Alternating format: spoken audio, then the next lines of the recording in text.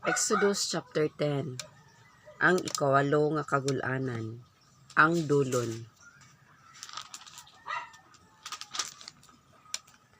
Og si Jehovah miingon kang Moises, umadto ka kang Faraon, kay ang akong gipatig-a ang iyang kasing-kasing, ug ang kasing-kasing sa iyang mga alagad, aron sa paghatag sa taliwala kanila, niining akong mga ilhanan. 2. Ug aron makasugilon ka sa mga igdulungog sa imong mga anak nga lalaki ug sa imong mga apo sa mga butang nga gibuhat ko sa Ehipto ug sa akong mga ilhanan nga gibuhat ko sa taliwala nila, aron manghitabo kamo, aron manghibalo kamo nga ako mao si Jehovah. 3. Ug miadto si Moses ug si Aaron kang Faraon, ug miingon sila kaniya, si Jehovah ang Dios sa mga Hebrohanon nag-ingon niini, unsa ba ang kadugayon nga magadumili ka sa pagpaubos sa atubangan ko? Tuguti sa pagpalakaw ang akong katawhan aron sila mag-aalagad kanako. 4. Kay kung magdumili ikaw sa pagtugot kanila sa pagpalakaw, ani akaron ako magapadala ugma ug dulon sa imong mga utlanan. 5. Ug magalukop sila sa nawong sayuta sa pagkaagi nga ang usa ka tawo dili arang makita sa yuta, ug magakaon sila sa nahabilin ni adtong nakagawas nga nahabilin kaninyo ang sa ulan nga yelo, ug magakaon sa tanan nga kahoy nga nagatubo alang kaninyo diha sa kapatagan. 6. Ug pagapunon nila ang imong mga balay ug ang mga balay sa tanan mo nga mga alagad ug ang mga balay sa tanan nga mga Ehiptohanon nga wala pagayod hikit sa imong mga ginikanan, bisan sa imong mga apuhan sukad nga sila dinhi sa ibabaw sa yuta hangtod karon, ug mipauli siya ug bibulag kang Faraon. 7. Unya ang mga alagad ni Faraon miingon kaniya, hangtod ano sa pa ba kining tawhana mahimo nga usa ka bitik alang kanato? Palaktak kining mga tawhana aron mag-alagad sila kang Jehovah nga ilang Dios. Wala pa ba ikaw mahibalo nga ang Ehipto nalaglag na? 8. Og si Moses mitubag, manlakaw kami uban ang among mga bata ug uban ang among mga tigulang, uban ang among mga anak nga lalaki ug uban ang among mga anak nga babaye, uban ang among mga panon sa karnero ug uban ang among mga baka, manlakaw kami, kay kinahanglan kami maghimo og fiesta alang kang Jehovah. 10. Ug siya miingon kanila, hinaot unta nga si Jehovah magauban kaninyo, ingon nga ako magatugot kaninyo sa pagpalakaw ug sa inyong mga bata, tan-awa ninyo kay may kadautan sa atubangan ninyo.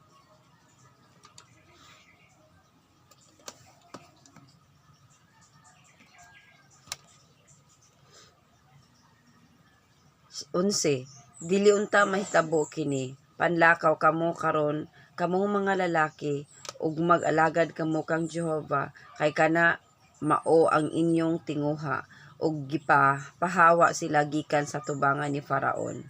12. Unya si Jehovah miingon kang Moises, tuy-ora ang imong kamot sa ibabaw sa yuta sa Ehipto sa pagpatungha sa mga dulon aron musaka sa ibabaw sa kayutaan sa Ehipto ug pagkakanon nila ang tanan nga mga tanom nga nahabilin sa ulan nga yelo. 13. Ug gituyod ni Moises ang iyang sungkod sa ibabaw sa yuta sa Ehipto, ug si Jehovah ming padala og usa ka hangin sa sidlakan sa ibabaw sa kayutaan niadtong tibuok adlaw ug niadtong tibuok gabii ug sa pagkabuntag na ang hangin ang sidlakan nagpadala og mga dulon. 14.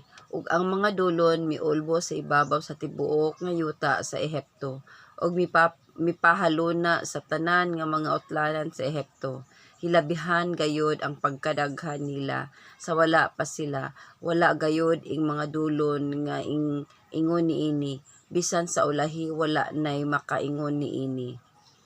15 Kay sila mitabon sa nawong sa tibuok nga yuta, ug ingon nga mingit-ngit ang yuta, ug gikaon nila ang tanan nga balili sa yuta, ug ang tanan nga bunga sa mga kahoy nga gibilin sa ulan nga yelo, ug walay nahabilin ang nga butang lunhaw, bisan sa mga kahoy, bisan sa mga balili sa kapatagan sa tibuok nga yuta sa Ehipto.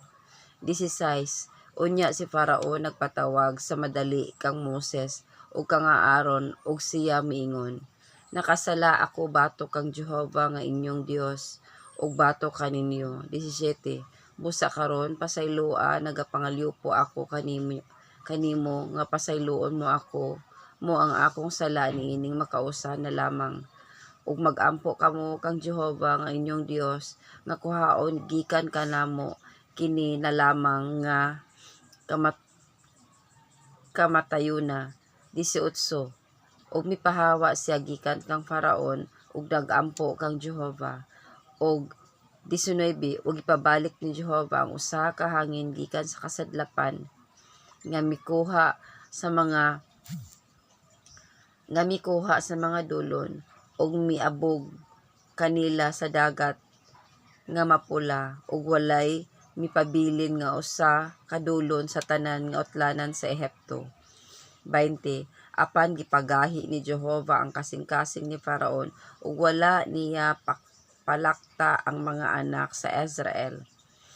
21 Og miingon si Jehova kang Moises. 21 Og miingon si Jehova kang Moises, tuy-ora ang imong kamot paingon sa langit, aron adunay kangit-ngit sa ibabaw sa yuta sa Ehipto, bisan ang kangit-ngit nga daw mahikap. 22 ug gituyod ni Moses ang iyang kamot paingon sa langit, ug dihay usa ka mabagang kangit-ngit sa tibuok nga yuta sa Ehipto sulod sa tutulo ka adlaw.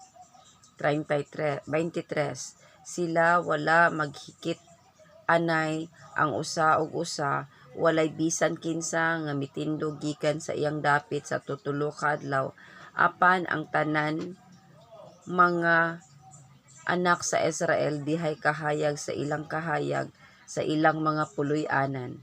24 Unya si Farao nagpatawag kang Moises, ug miingon, panlakaw kamo ug mag-alagad kamo kang Jehova, ug galing ibilin lamang ang inyong mga karnero ug ang inyong mga baka, paadtoa usab ang inyong mga bata uban kaninyo. 25 Og si Moses mitubag, ikaw usab kinahanglan maghatag sa among mga kamot ug mga halad nga sinunog, ug igahalad namo kang Jehova nga among Dios. 26 Ang among kahayupan magauban usab kanamo, walay mahabilin bisan usa ka kuko, kay kanila magkuha kami sa among pag-alagad kang Jehova nga among Dios, ug kami wala mahibalo kung uban sa unsang butang nga kinahanglan kami mag-alagad kang Jehova hangtod nga mahiabot kami didto. 27 Apan gipagahi ni Jehova ang kasing-kasing ni Faraon, ug wala siya mitugot nga magpalakaw. 28 Ug si Faraon miingon kaniya, pahawa ka kanako, magbantay ka sa imong kaugalingon nga dili ka kana makakita sa akong nawong, kay sa adlaw nga makakita ka sa akong nawong mamatay ka. 29 Og si Moses mitubag, maayo ang giingon mo, dili na ako motanaw pag-usab sa imong nawong.